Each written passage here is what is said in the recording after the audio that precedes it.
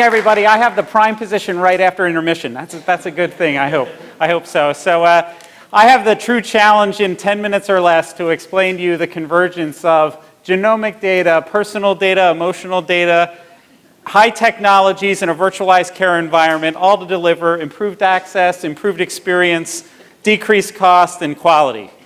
That's a piece of cake. Let's do it. I'm already 27 seconds in. So I thought I would break it up into diagnostics and therapeutics. So how do we make diagnoses today, and then maybe a few therapies just to kind of whet your appetite, get you engaged in thinking, that's what tonight's all about. But with a title like Live Long and Prosper, we have to beam in somebody to this lecture. Dr. McCoy, Bones. Now, if you remember on the away missions, what did he always carry? It was like around his shoulder, just tricorder. So if we're going to talk about diagnostics, we got to talk about the tricorder, right? And believe it or not, the future is now. Qualcomm and XPRIZE back in 2012 actually put together some monies, $10 million actually, to come up with a tricorder. It took about 5 years, and actually a pair, emergency physician and a network engineer from outside of Philadelphia came up with the Dexter. And you can see kind of a mishmash of sensors here. And detection devices integrated with electronic health record and patient history to ultimately diagnose up to 34 different conditions. So diabetes, AFib, urinary tract infections, pneumonia, stroke. Pretty remarkable when you think about it. But I think is equally remarkable, and as already alluded to tonight, the iPhone and sensors are going to change the way we do diagnostics. There's no doubt about it. You think about Google Glass, you think about sensors in our clothes for vitals, you think about all the connections we have today, Fitbit, most of you are probably wearing Apple Watches as I am, and of course that already has an AFib detector as well. P&S Market Research calls this a $48 billion industry in 2023. There's no matter what we do in medicine, we're going to have a deluge of what I would call raw data. And that's the real struggle I think we have, and we've already alluded to it tonight. How are we going to solve the raw data problem from all these sensors? And the real key is AI. And I'm so glad that all the other speakers talked about it, so then I don't have to define it. So you're going to see AI in diagnostic imaging, and many of you are probably already reading about that. We're certainly talking about it at Penn Medicine LG Health. And that AI goes all the way across from acquiring the images to reproducing them and visualizing them in different ways, to coordinating radiology images and pathology images to ultimately come up with not only the diagnosis like we're talking about now, but also help guide potential therapies. The trick is going to be how do you sort of incorporate where does the physician's work end and where does the AI begin? And how do they accommodate and qualify one another? You know, it'll come to a point now where it's okay if you don't use AI, but what happens when it's not okay that you didn't use AI to help you make that diagnosis? And of course, what if it's wrong? That's not easy answers, I don't think. But certainly we're going to see the continued evolution of that.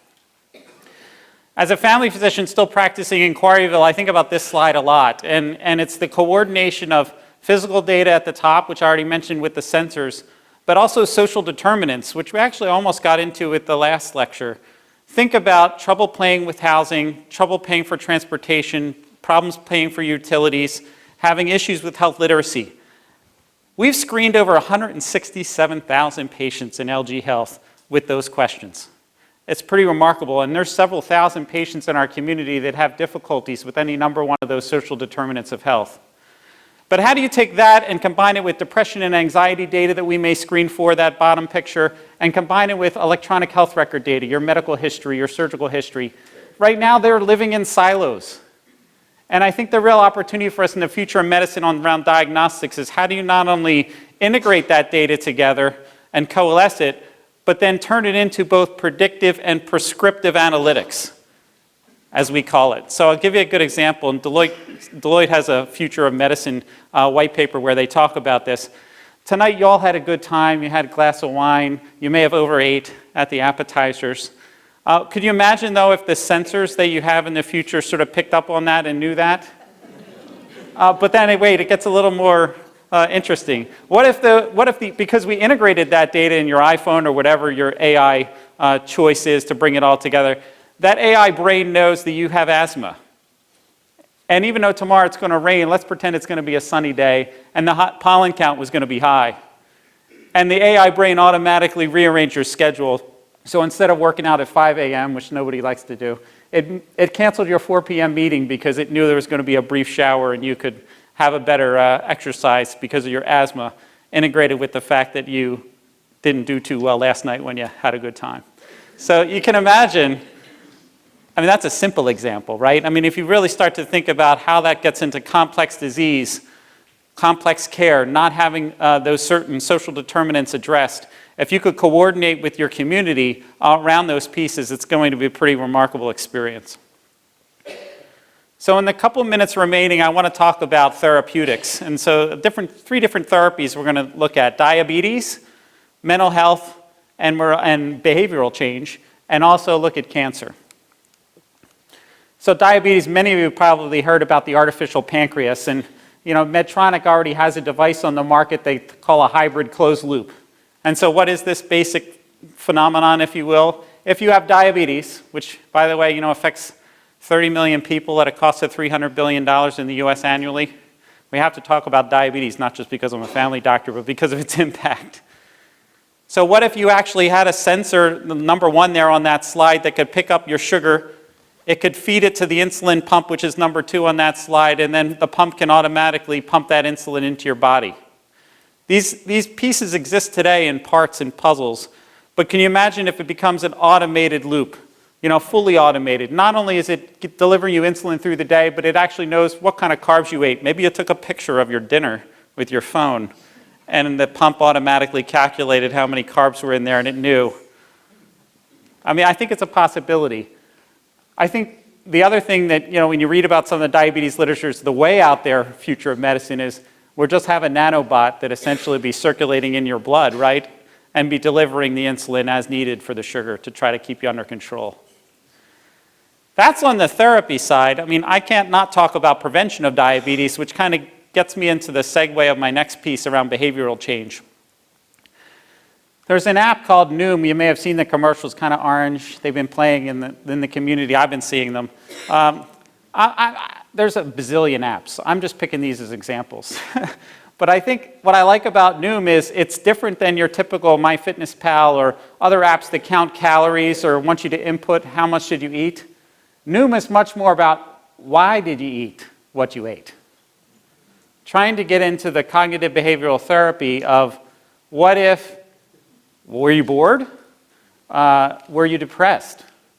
What led you to eat the way you ate? And then how do you create healthy habits to try to really change the way you think about food and diet and exercise? So that, I think, that behavioral change piece is so critical to what we're going to do in the future. And some people think it's impersonal to have apps, but let me explain the second one a little bit more. The second one is called Wobot, 2017, Stanford. Clinical psychologists, researchers come together to formulate this app to treat depression and anxiety. Now you're sitting there thinking, why would somebody who's depressed or anxious maybe interact with an app? Well, just think about how it lowers the barrier of adoption, right? You don't have to fear talking to a counselor. You don't have to think about, people are more likely to reveal certain things because they forget they're talking to a machine. Right? They're talking to AI, they're talking to artificial intelligence, and they're interacting with this Wobot in such a way that the study they did at Stanford essentially showed a 20% reduction in depression scores for the university students that trialed it over a 2-week period. That's better than any med, I can tell you that.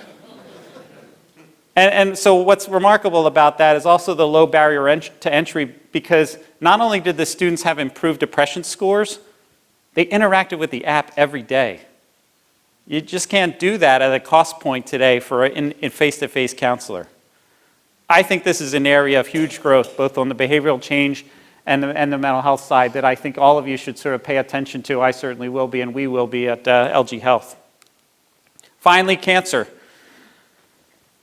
Certainly, huge area of growth. I can't go all the way around the wheel, but I will say, think about personalized medicine and targets for therapies into the future. You have antibodies or tumor markers that we can basically directly test the tumor and create targeted therapies to that. The most exciting thing on this slide is at the bottom. It's cell-based immunotherapy. It's taking a patient's own T cells out of their body, genetically re-engineering them to target the cancer. That therapy is CAR T therapy. It was first invented at Penn Medicine in Philadelphia, Pennsylvania. It's an advanced therapy that I think will change not only leukemia as it was initially meant for, but potential for multiple sclerosis, Parkinson's, Alzheimer's. These therapies that we're using in cancer will have broad applicability throughout medicine.